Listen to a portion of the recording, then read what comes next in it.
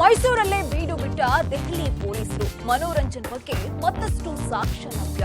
ಬಳ್ಳಾರಿಯಲ್ಲಿ ಎನ್ಐ ಬಂಧಿಸಿದ್ದ ಆರೋಪಿಗಳಿಂದ ಸ್ಫೋಟಕ ಮಾಹಿತಿ. ಹೊಟ್ಟೆ ನೋವು ಅಂತ ಆಸ್ಪತ್ರೆಗೆ ದಾಖಲಾದವರು ಕೋಮಾಗೆ. ವಿಕ್ಟೋರಿಯಾ ಆಸ್ಪತ್ರೆ ವಿರುದ್ಧ ಪೋಷಕರ ಆರೋಪ. ಎಲ್ಲವನ್ನ ನೋಡೋಣ ಕರ್ನಾಟಕ ಟಾಪ್ 20.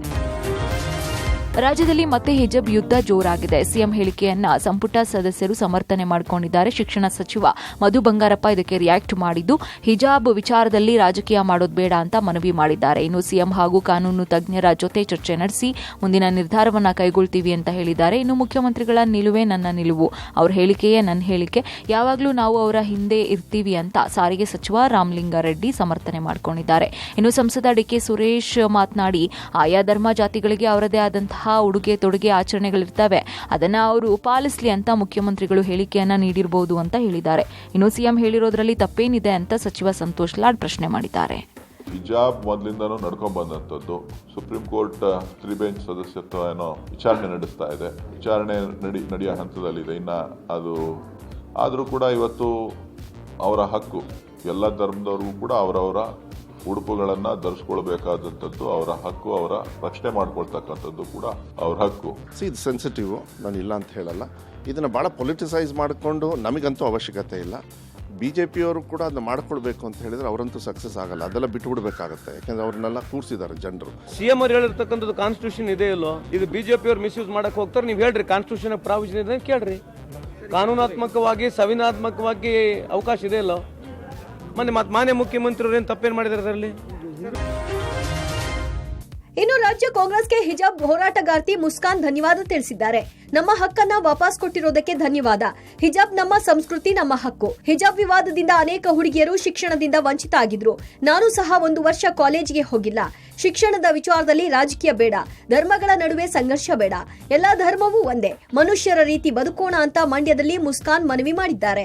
ಮಂಡ್ಯದ PS ಕಾಲೇಜಿನಲ್ಲಿ ಹಿಜಾಬ್ ಗಲಾಟೆ ಆಗಿತ್ತು. ಕಾಲೇಜು ಆವರಣದಲ್ಲಿ ಅಲ್ಲಾಹು ಅಕ್ಬರ್ ಘೋಷಣೆ ಕೂಗಿ ಮುಸ್ಕಾನ್ ಸುದ್ದಿಯಾಗಿದ್ರು. ನಮ್ಮ CM ಸಿದ್ದರಾಮಯ್ಯ ಸರ್, ಮತ್ತೆ Zameer Ahmed sir, UT Khader sir, ಮತ್ತೆ ಎಜುಕೇಷನ್ ಮಿನಿಸ್ಟರ್ ಎಲ್ಲರಿಗೂ ಧನ್ಯವಾದ ಮಾಡ್ತೀನಿ. ನಮ್ಮ ರೈಟ್ಸನ್ನು ವಾಪಸ್ ಕೊಟ್ಟರು, ಅಲ್ಹಮ್ದುಲಿಲ್ಲಾ. ಮತ್ತು ನಮ್ಮ ಹಿಜಾಬ್ನ ಸಪೋರ್ಟ್ ಮಾಡಿರೋರಿಗೆಲ್ಲ, ಸ್ಟೇಟ್ಮೆಂಟ್ ಕೊಟ್ಟಿರೋರಿಗೆಲ್ಲ ಎಲ್ಲ ಧನ್ಯವಾದ ಮಾಡ್ತೀನಿ ಸರ್. ಇದು ನಮ್ಮ ರೈಟ್ಸ್ ಸರ್, ಅಲ್ಹಮ್ದುಲಿಲ್ಲಾ. ನಮಗೆ ವಾಪಸ್ ಕೊಟ್ಟಿದ್ದಾರೆ ರೈಟ್ಸ್ನ. ನಾನು ಒಂದೇ ಮಾತು ಹೇಳೋದು, ನಾವು ಹೆಂಗೆ ಮೊದಲು ಇದ್ವಿ, ಅಣ್ಣ ತಮ್ಮಂದಿರ ಅಂತ ಕಾಲೇಜಲ್ಲಿ ಹೋಗಿ ಹೆಂಗೆ ಓದ್ತಿದ್ವಿ ಹಂಗೆ ಹೋಗಿ ಓದೋದ. ಈಗ lot of sisters have drop the exam for the sake of hijab. I would like to encourage to all my sisters to come forward and write exam. Education is main platform of a life, so to concentrate towards this. ಇದು ತುಂಬ ಖುಷಿ ಆಯಿತು. ನಮ್ಮ rights ಒಂದು hope ಇತ್ತು ನಮ್ಮ ಹಿಜಾಬ್ ವಾಪಸ್ ಸಿಗುತ್ತೆ ಅಂತ. ಸಾಲು ಸಾಲು ರಜೆ ಹಿನ್ನೆಲೆಯಲ್ಲಿ ಊರುಗಳತ್ತ ಸಿಲಿಕಾನ್ ಸಿಟಿ ಮಂದಿ ಲಗ್ಗೆ ಇಡ್ತಾ ಇದ್ದಾರೆ. ಇದೇ ಹಿನ್ನೆಲೆಯಲ್ಲಿ ನಗರದ ಹಲವೆಡೆ ಫುಲ್ ಟ್ರಾಫಿಕ್ ಉಂಟಾಗಿದೆ. ಬೆಂಗಳೂರು ಹಾಗೂ ಮೈಸೂರು ಹೆದ್ದಾರಿಯಲ್ಲಿ ಕಿಲೋಮೀಟರ್ ಗಟ್ಟಲೆ ವಾಹನಗಳು ಸಾಲುಗಟ್ಟಿ ನಿಂತಿದ್ವು. ಬೆಂಗಳೂರು ಕಡೆಯಿಂದ ಸಾವಿರಾರು ವಾಹನಗಳು ಮೈಸೂರು ಕಡೆಗೆ ಹೊರಟ ಹಿನ್ನೆಲೆಯಲ್ಲಿ ಟೋಲ್ ಬಳಿ ಸುಮಾರು 3 ಕಿಲೋಮೀಟರ್ನಷ್ಟು ಟ್ರಾಫಿಕ್ ಜಾಮ್ ಉಂಟಾಗಿ ಸವಾರರು ಪರದಾಡಿದ್ರು.